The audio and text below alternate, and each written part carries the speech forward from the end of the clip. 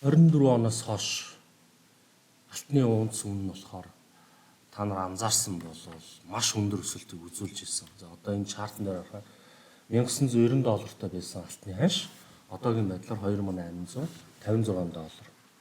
Нэгсэндээ $900 өсөлт үзүүлсэн. За энэ өсөлт олон жилийн дундчтай харьцуулахад маш өндөр өсөлтийг бол үзүүлсэн бий.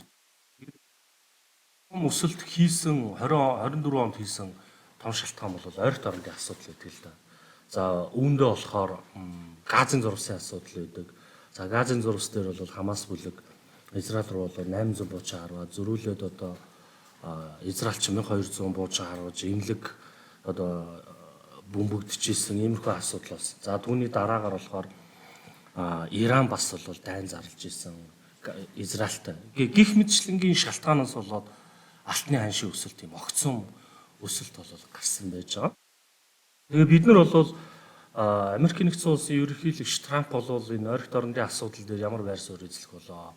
Ер нь бол зөвхөн мэдээллүүдийг сонсож байхад бол Иран дээр жишээ за Иран бол танах одоо тий ямар нэгэн дайн байлдаа гэхгүй бол бид нар бол та нарыг оролдохгүй гэдэг мэдээлэл хийж исэн бол өнөөдрийн байдлаар бол Иран дээр бол маш хатуу арга хэмжээ авна. Бид нар бол одоо тий бүр тэг хэмжээний хориг тавина. Нефтийг бол ямар ч ус авахгүй байна. Хэрэв авсан устай бол би хатуу арга хэмжээ тавина гэсэн мэдээлэл хийсэн байна.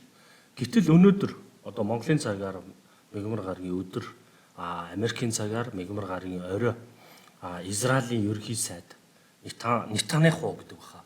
Одоо уулзсан байна. За тэгээ уулзаж гарч ирээд хэвлэлийн баг урал дээр ийм мэдээллийг бол хийсэн. Энэ зурвас бол Ривера болгоно гэдэг ийм мэдээлэл хийсэн. Ривера гэдэг нь монголоор болохоор нэг далайн эргийн нэг тийм амралтын тэг хүмүүс амардаг, далаад сэлдэг нэг юм гоё бич гэдэг тийм газар болгоно гэдэг зүйлийг амласан байна. Тэхийн тулд бол газын зурвастайгаа 2 сая хүнийг бол шилжүүлнэ гэдэг ийм мэдээллийг бол өнөөдөр түрүүхэн хийчлээ. Шаашаа шилжүүлэх санал тавьж байгаа нэхэр Палестин руу зарим нь явж гин. За Египт руу, Йордан гэдэг энэ улсууд руу шилжүүлнэ гэдэг ийм зүйлийг. Тэгээд энэ газрыг хоосон болоод тэнд хүн угаасаа амьдрах боломжгүй болсон байна. Тийм учраас энийг юм арга хэмжээ хэрэглүүлнэ гэсэн зүйлийг ярьсны даруйгаар болон Йордан гэдэг улсууд бол энийг эсэргүүцсэн байна. Ийм байж болохгүй гэдэг. За яагаад ийм мэдээ Трампын гадаад бодлого бол нэлээд авна, барина, өөрчлөн гэдэг зүйлийг ярьж байгаа. Саяхан гэхэд л одоо юуны Украины дайны асуудал дээр бол ам зохиолгосон. За тэрийг би дараа нэг өөр контент болгож бол хийн гэж бодож байгаа.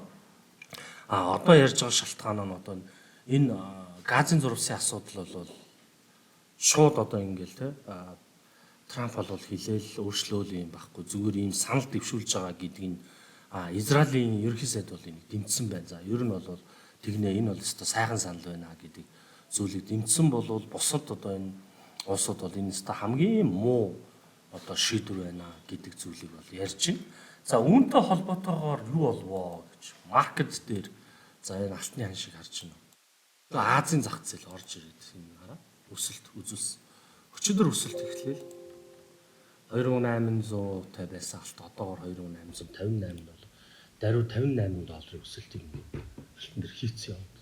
Тэгэхээр энэ ерөөсөө Трампын гаргаж байгаа бодлого шийдвэр. За энэ бодлого яг ингээд хэрэгжин гэсэн үг л биш л дээ. Ер нь бол энэ хэлж байгаа үг энэ мэдээллүүд нь бол зах зээл дээр нэлээд том савлт үзүүлж байна.